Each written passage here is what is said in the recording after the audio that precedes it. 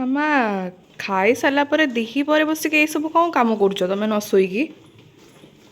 ଶନିବାରଟା ଅଛି ତ କହିଲି ଶନିବାର ଛୁଟି ରବିବାର ଛୁଟି ଆଉ ଅନ୍ୟ ଦିନ ତ ଏଇଟା କଲେ ଖାଇବ କିଏ?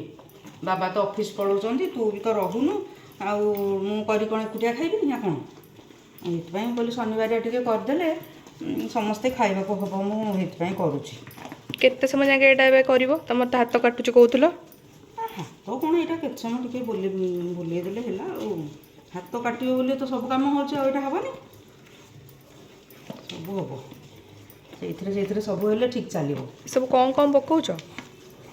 କ'ଣ ପକାଉଛି ଏଇଟା ପା ହେବ ଦହିବରା ହେବ ଯେ ଏଥିରେ ପକାଇଛି ଏଇଟା ଛେଚିକିରି ରଖିଛି ଏକାଥରେ ଏଇଟା ଆମ୍ବ କଷି ଅଦାଟା ଆଉ ଏଇଟା ତ ଲୁଣ ପକାଇବି ଆଉ ଏଇଟା ଏଇ ଯେଉଁ କଞ୍ଚା ଲଙ୍କାଟା କାଟିକିରି ରଖିଛି ପକାଇବି। ଏଇଟା କ'ଣ ଆମ ବାଡ଼ି ଲଙ୍କା ନା ତମେ ବାଡ଼ିରୁ ଆଣିଛି ନା ବାଡ଼ିରୁ ତୋଳିକିରି ଆଣିଥିଲି ଲଙ୍କାଟା ଆଉ ତାପରେ ଦେଖିକିରି ଟିକେ ଚାଉଳ ଗୁଣ୍ଡ ପଡ଼ିବ ନହେଲେ ଏଇଟା ପୁରା ମାନେ ଭଲ ଲାଗିବନି।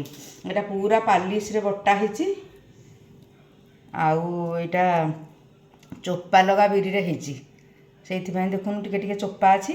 ଚୋପା ଛଡ଼ା ବିରିରେ ହେବ ଯେ କିନ୍ତୁ ଏତେ ଭଲ ମାନେ ଆସିବନି କ'ଣ କହିଲୁ ମାନେ ବାସ୍ନାଟା ଏତେ ଭଲ ହେବନି ଆଉ ଏତେ ସଫ୍ଟ ବି ନ ହେଇପାରେ। ମୁଁ ସେଥିପାଇଁ ଯେତେବେଳେ ବରା ଆଉ ଦହିବରା କରେ ସବୁବେଳେ ମୁଁ ଚୋପା ଲଗା ବିରିରେ ହିଁ କରେ।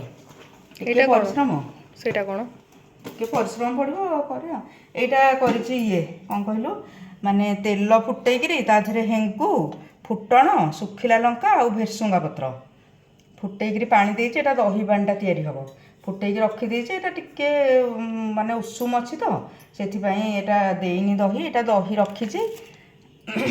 ଏଇ ଦହିଟା ଦେବି ଆଉ ଟିକେ ଦହି ବସେଇଛି ଦହି ସେଇ ଦହିରୁ ଦେବି।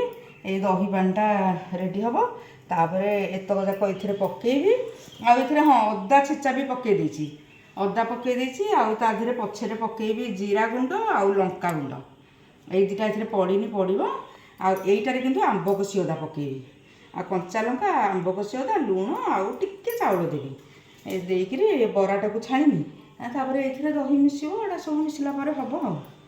ଏ ଭୃଷଙ୍ଗ ପତ୍ର ବି ବାଡ଼ିଆଡ଼ୁ ଆଣିଥିଲ ନା ଆମର? ହଁ ଏ ପାଖରେ ଆଣିଛି ଗୋଟେ ଆଉ ପାଖରୁ ଆଉ ଠିକ୍ ଅଛି।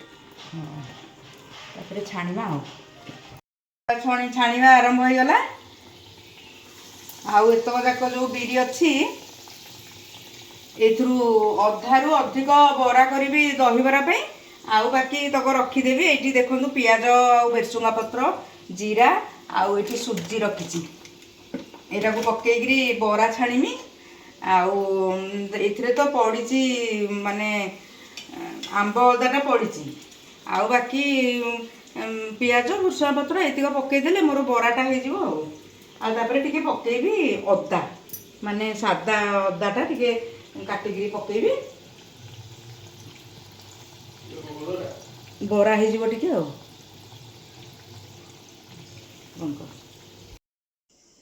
ଶୁଖିଲା ବରାଟା ଆଗ ଖାଉଛି। ଏଇଟା କିନ୍ତୁ ଟିକେ କ'ଣ କି ଦହିବରା ପାଗରେ ହେଇଛି ତ ଦହିବରା ପାଇଁ ବିରିଟା ପୁରା ପାଲିସକିରି ବଟାଯାଏ କିନ୍ତୁ ବରାରେ ଟିକେ ତାକୁ ଖଦଡ଼ କରିକି ବାଟିବା ଦରକାର ସେଥିପାଇଁ ଟିକେ ନରମ ହେଇଯାଇଛି ଟିକେ କଡ଼କଡ଼ିଆ ହେତେ ଲାଗୁନି। ଆଉ ତାପରେ ଦେଖିବା ଦହିବରାଟା କେମିତି ଲାଗୁଛି। ଦହିବରା ପୁରା ନରମ ବଢ଼ିଆ ନରମ ହେଇଛି ଆଉ ତା ଟେଷ୍ଟ କରିବା